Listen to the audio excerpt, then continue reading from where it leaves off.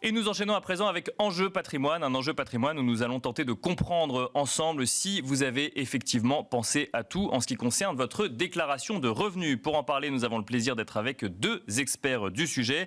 Nous avons le plaisir d'être en plateau tout d'abord avec Virginie Roitman. Bonjour Virginie Roitman. Bonjour. Vous êtes présidente de l'Ordre des experts comptables Île-de-France et nous avons le plaisir d'être en duplex également avec Guillaume Lucchini. Bonjour Guillaume Lucchini.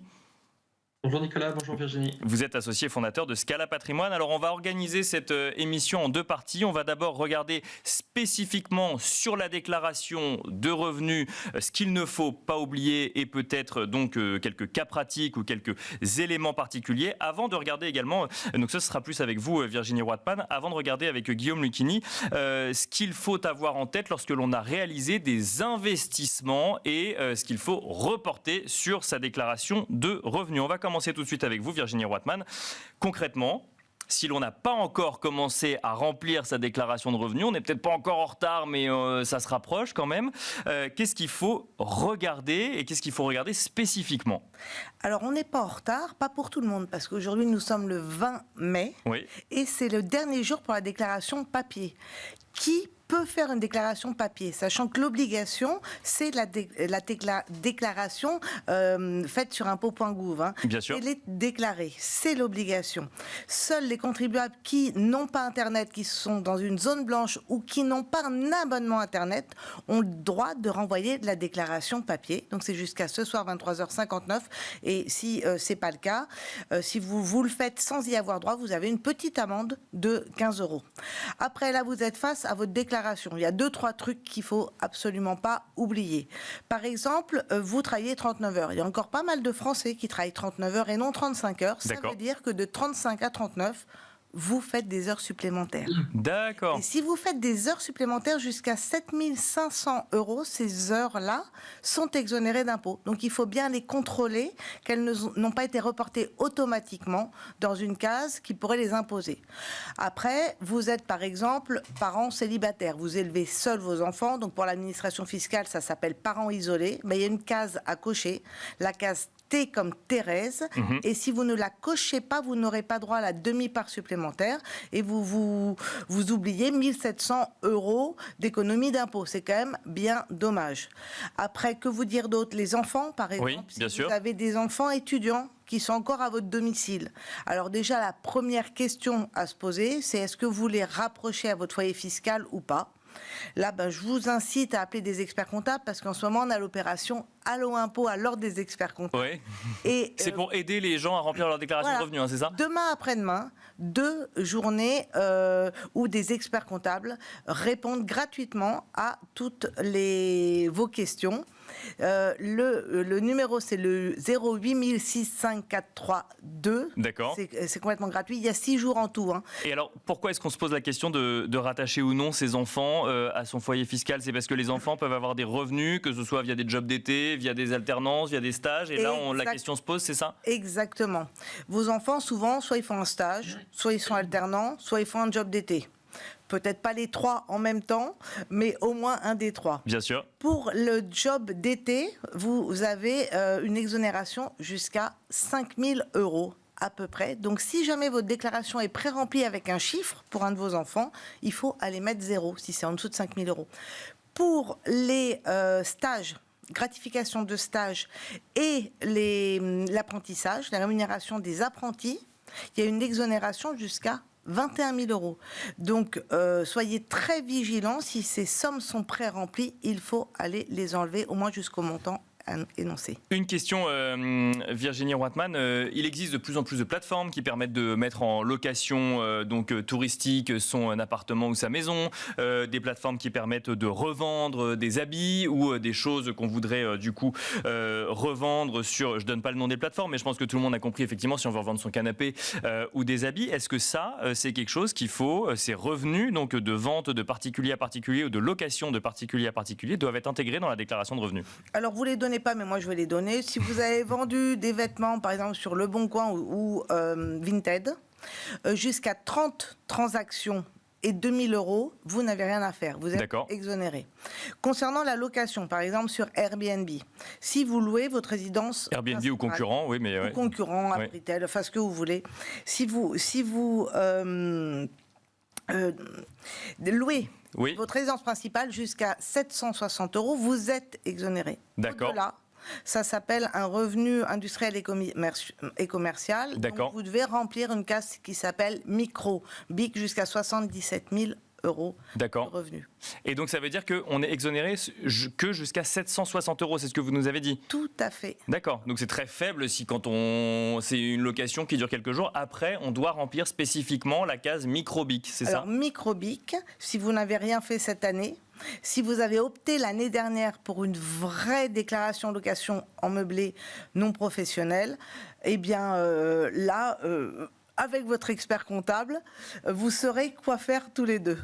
Appelez donc votre expert comptable, mais appelez aussi votre conseiller en gestion de patrimoine, Guillaume Lucchini. Quand on a investi dans un PER ou quand on a un PERP, ancienne version du PER, quand on a fait de l'investissement immobilier, qu'on est potentiellement soumis à l'IFI, qu'est-ce qu'il faut avoir en tête? J'ai donné plein d'exemples, on va revenir sur chacun d'entre eux. Qu'est-ce qu'il faut avoir en tête lorsqu'on déclare ses revenus, Guillaume Lucchini? Il y a pas mal de choses, effectivement. Virginie a évoqué pas mal de points qui sont importants. Je pense qu'il faut avoir en tête que votre déclaration n'est pas forcément parfaite, ou du moins tout ce qui est pré-rempli n'est pas forcément parfait. Ça, c'est un point important, c'est-à-dire que beaucoup de gens pensent qu'aujourd'hui, une déclaration d'impôt, c'est juste un document qu'on signe, qu'on paraphe et qu'on envoie à l'administration fiscale. En fait, il y a des choix, et c'est là où il y a tout un intérêt à être accompagné par un expert comptable et par un conseiller qui va être à même effectivement d'analyser la situation, les opérations qui sont passées en 2024, et qui va être force de proposition, notamment pour faire des choix, notamment en termes de déclaration. En fait, on a pas mal de sujets qui vont se présenter. Le premier, tout récent que j'ai encore vu, c'est la partie effectivement produit d'épargne retraite, puisque vous savez qu'aujourd'hui, quand vous avez un plan d'épargne retraite, c'est déductible fiscalement de vos revenus. Donc du coup, c'est une opération entre guillemets haut de bilan. On va venir retrancher de votre revenu imposable la somme que vous avez placée avant le 31/12/2024. Et cette somme-là, effectivement, va échapper à votre tranche marginale d'imposition. Donc l'effet est assez fort, notamment pour des gens qui sont fortement fiscalisés. Maintenant, la question qui se pose, c'est est-ce que ça a bien été retranscrit dans la déclaration? Et c'est là où typiquement avec un client comme j'ai pu avoir l'expérience hier, il s'était rendu compte qu'effectivement la case n'avait pas été remplie correctement. D'accord. Et qu'effectivement les 40 000 euros qu'il avait placés en déduction n'apparaissaient pas en termes de réduction d'impôt cette fois-ci quand il finissait sa déclaration. Donc déjà, il y a un premier schéma qui est de checker toutes les opérations qui sont passées, qui sont éligibles finalement à la déduction ou la réduction d'impôt. Donc tout ce qui est déduction d'impôt, on pense bien évidemment aux produits retraite.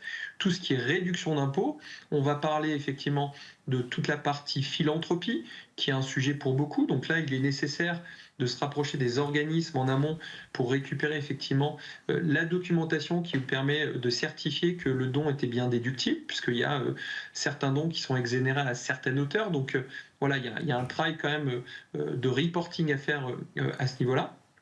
Et puis après, il y a tout ce qui va toucher le patrimoine au sens plus large, donc l'aspect revenu, donc mes entrées, mes sorties.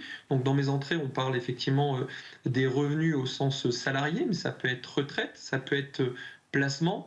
Et c'est là où dans les placements, il va y avoir un choix qui va être assez important, du choix de la taxation, qui peut être effectivement soit la tranche marginale d'imposition, soit la flat tax, comme vous le savez, Nicolas. Bien sûr. Et forcément, les enjeux ne sont pas les mêmes pour des gens qui sont dans des situations à forte rémunération. Et bien évidemment, ça nécessite de cocher les bonnes cases, au même titre que si on reprend la partie réduction d'impôt, notamment au niveau du PERP, on a la possibilité de récupérer les plafonds aujourd'hui de sa compagne, si on est en déclaration commune, mais ça nécessite aussi une action, c'est-à-dire cocher une case qui va nous permettre d'avoir effectivement cette intégration côté fiscalité. Un mot, alors on n'aura peut-être pas le temps de tout dire, hein, Guillaume Lucchini, mais peut-être un mot sur l'IFI et sur les montages que font beaucoup de familles où l'on sépare l'usufruit et la nue propriété. Est-ce que ça a une incidence sur la fiscalité ?